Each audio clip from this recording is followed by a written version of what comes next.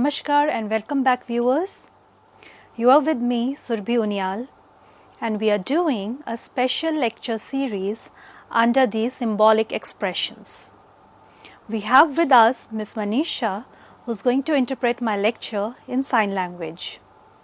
In this special segment, we are doing a series on Introduction to Philosophy, and within that we are doing Indian philosophy. In today's lecture, we will be discussing yoga philosophy. I am sure most of you are already familiar with yoga philosophy or yoga as a practice, since it has become an integral part of our life these days. In fact, on 21st June, we will be celebrating International Yoga Day. So I wish you all a very happy International Yoga Day, which in fact has an aim to give awareness about the mental and the spiritual health and the bodily health as well. Let us now start with yoga philosophy. Here in this lecture, we will be discussing what the term yoga means, or what is the etymology of the term yoga, and what are the important concepts which were given by sage Patanjali. And sage Patanjali is the founder of yoga philosophy, and he has proposed yoga philosophy in his Yoga Sutra. Patanjali's Yoga Sutras are the first and the foremost systematic presentation of yoga in both its theoretical and practical aspect. Followed by Patanjali, Vyas, his Yoga Bhashya, and Vachaspati Mishra's Tattva Vaisardi are the good additions to yoga philosophy. In fact, these two works are considered to be commentaries on Yoga Sutra. Yoga philosophy is closely associated with Sankhya philosophy. So all those who have attended our previous lectures, we had already mentioned Sankhya philosophy and its association with yoga philosophy. So we are going to continue our discussion forward from where we left in Sankhya philosophy. So yoga philosophy, it presents a practical path for the realization of the self, whereas Sankhya emphasizes the attainment of knowledge of self by means of concentration and meditation. Thus, it won't be incorrect to state that yoga is the practice and Sankhya is its theory. Although there are many similarities found between Sankhya and yoga system, yet a few dissimilarities are highlighted, and there exist few dissimilarities between these two schools as well. The similarities are that both the schools, they uphold that liberation can be attained through knowledge. And to attain this knowledge, it requires the power to control body, mind, senses, intellect, and ego. Yoga accepts three praman, which are agreed by Sankhya as well. These three pramans are perception, inference, and verbal testimony. So we had already discussed in a lecture on Sankhya philosophy, where we discussed that these are the three pramans: perception, inference, and verbal testimony, which are being accepted by Sankhya philosophy. So the same are also accepted by yoga philosophy as well. There are 25 metaphysical principles as viewed by Sankhya, and they are agreed by yoga philosophy as well. The dissimilarities lies when yoga states that there is only one and one Purush, which is known as the Supreme Self, who is eternal and beyond time and space.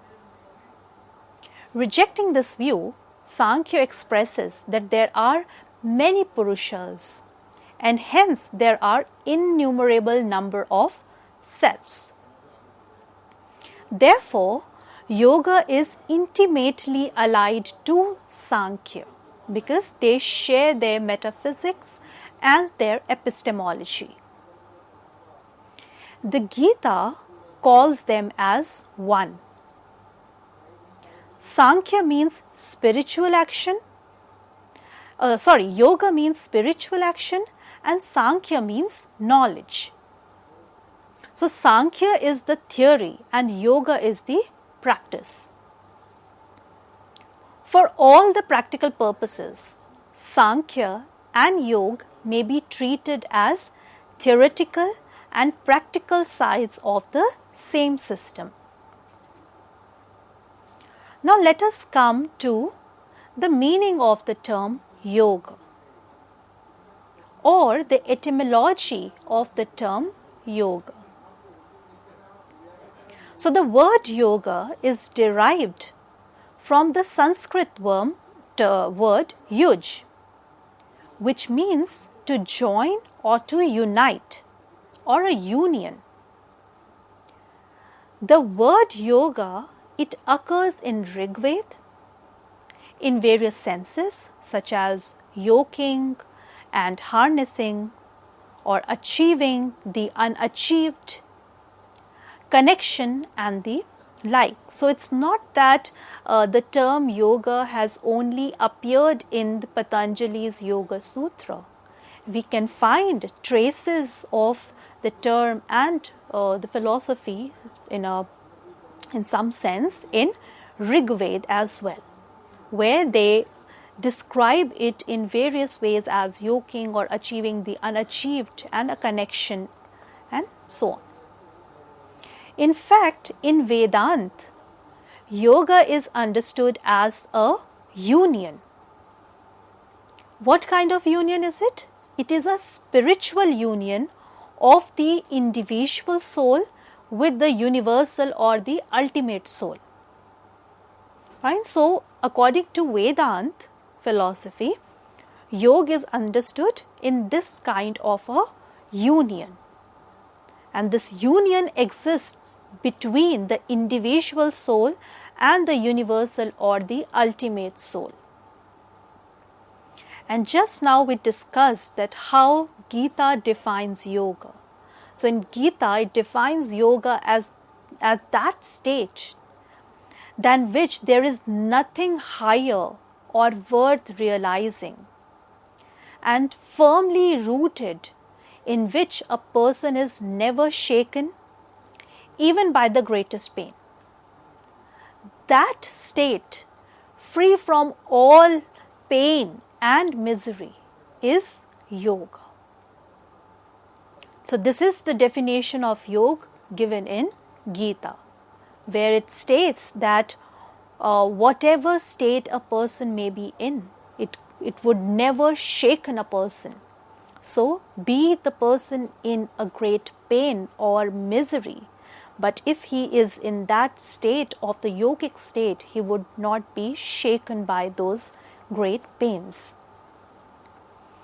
Now coming to Patanjali. According to Patanjali, yoga does not mean union, but a spiritual effort to attain perfection through the control of body, senses and mind, and through right discrimination between Purush and the Prakriti.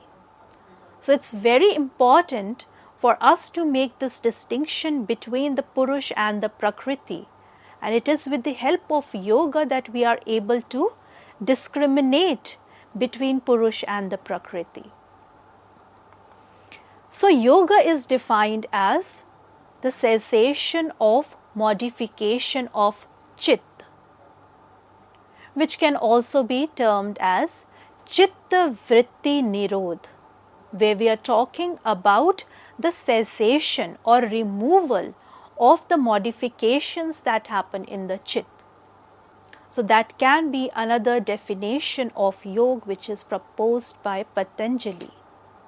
That is, yoga is chitta vritti nirodh, meaning the cessation of the modification of the chit. And what do we really mean by this cessation of the modification of chit? It is the ability to stop the fluctuations or modifications of the mind, which is acquired through constant practice in spirit of renunciation. True yoga is practiced with a view to attain salvation, and that is the ultimate aim of yoga. That means when done in a proper manner, it is aimed to attain salvation or liberation. Patanjali's Yoga Sutra consists of 4 parts. These 4 parts are Samadhipat, Sadhanapat, Vibhutipat and Kevalapat. The first is called the Samadhipat, which deals with the nature and aim of concentration. Fine. So in this part, you can say it basically deals with what is the nature and the aim of concentration. The second is Sadhanapat, which explains the means to realize this end. The third is Vibhutipad, which deals with supranormal powers which can be acquired through yoga. And the fourth, which is the Kevalapad, it describes the nature of liberation and the reality of the transcendental self. So these are the 4 parts, you can say, of the Yoga Sutra, and how each part emphasizes upon different aspects. The first being which talks about the nature and the aim of concentration. Second one, it tries to explain the means to realize this end. Third is the supranormal powers which can be acquired through the practice of yoga. And the fourth one is which tells us the nature of liberation and the reality of the transcendental self. Now let us talk about Chit. What is Chit? So Patanjali's yoga is defined as the cessation of modification of the chitta, and which I had already mentioned can be described as chitta vritti nirodh. This cessation is through meditation or concentration, which is also known as yoga or yoga samadhi. Fine. So how are we going to remove, or how are we going to, there would be a cessation of these modifications. How would they be possible?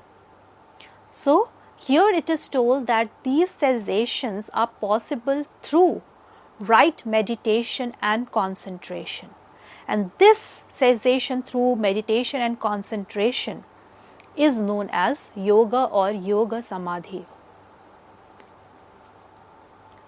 Chitta means the 3 internal organs as described in the Sankhya philosophy. These 3 internal organs are buddhi or intellect, ahankar or ego, and manas or mind. Chit is the same as antahakarana.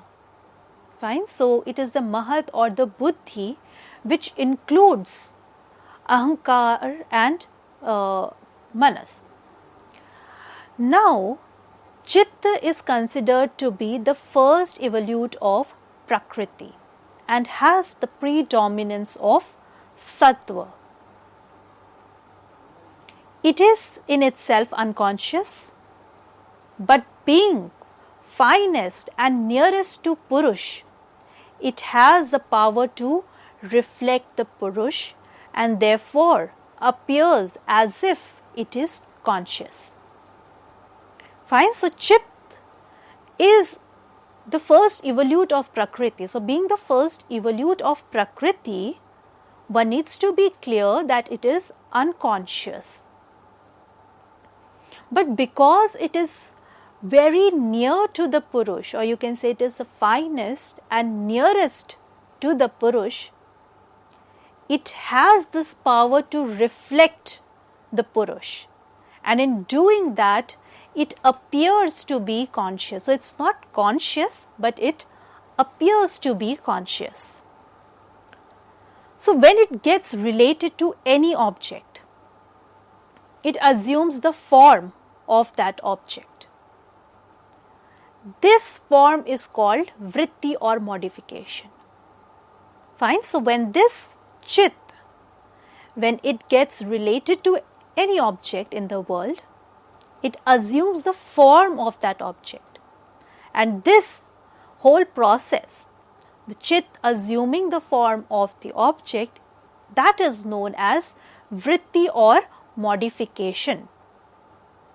Fine, because now chit has assumed that form. So, it has modified, or it has there has been a vritti that has taken place. So, the light of consciousness which comes from the Purush and illuminates this form is called Gyan. So, Purush is essentially pure consciousness and is free from the limitations of Prakriti. But it wrongly identifies with its reflection in the Chit and appears to be undergoing change and modification. Fine. So, what is happening here is that this Purush, which is essentially pure consciousness, it is free of all the limitations. But what happens here? That it wrongly identifies itself with its reflection that is happening in the Chit. And in doing that, it seems or it appears that it is going a change or a modification. So, this form is called vritti or modification, and due to the modifications of the Chit, the self knows the worldly objects. There is no real or actual modification occurred in the self, but due to the reflection of the Purush in the modifications of the Chit, there is an appearance of change found in it. And there is an example to explain this process. Just as the moon, it appears as moving in the river and the waves of the river. It appears as luminous. Similarly, Purush appears as undergoing modifications, and Chitta appears conscious due to Purusha's reflection in it. Fine. So, when this moon it appears, or the reflection of the moon which happens in the river, it seems to be moving, and the waves of the river, because of this reflection of the moon, they seem to be luminous. That means they are lighted. Why is it happening? It is only because of the reflection. There is no real modification that has taken place here. Similarly, Purush also appears as undergoing modifications, and Chitta appears as conscious due to Purusha's reflection in it. Another example is that a red hot iron ball formless fire appears spherical, and cold iron appears hot. Similarly, on account of its reflection in the Chit, Purush appears changing and Chit appears conscious.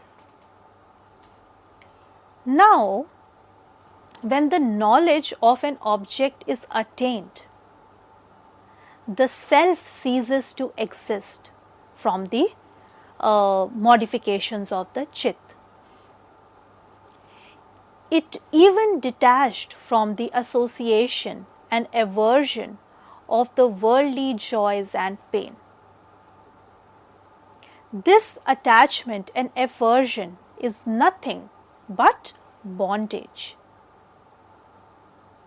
And this cessation of the modification of the Chit through meditation is called yoga, because we need to remove these modifications which are moving us towards this bondage. And removal would in fact help us in attaining liberation. So the cessation of modifications of the Chit through meditation is called yoga, and it is the return of the Purush to its original perfection. Let us now talk about Chitta Vrittis. The Chitta, it gets modified or change and acquires consciousness due to the reflection of the Purush or the self, but the real nature of Chitta is material. The changes in Chitta are known as the modification of the Vrittis or the Vrittis. Now, these modifications are of 5 types. These are Praman, which is right cognition, Viparya, which is the wrong cognition, Vikalp, which is the verbal cognition or imagination, Nidra, which is absence of cognition or sleep, Smriti is memory. These are the 5 types of modifications that take place in Chit, or you can say 5 modifications of Chit. The first, which is Praman. As discussed earlier, that yoga, like Sankhya, adheres to 3 Praman. These are perception, inference, and Shabd, which is verbal testimony. In the case of perception, the Chit through sense organs, both external and internal, comes into contact with the external objects of the world and assumes its form. Viparya is positively wrong knowledge, like that of rope and snake. Vikalp is a mere verbal cognition, like that of hare's horn. Nidra is called the absence of cognition or sleep. Smriti is the recollection of the past experiences through the impressions that are left behind. These are the 5 modifications of the Chit. We will discuss them elaborately, and in fact we will discuss what are the different types of kleshas in our next lecture, and please continue with us to follow up what are the various modifications and the kleshas that are discussed in yoga philosophy that we will be doing in our next lecture. So, thank you everyone.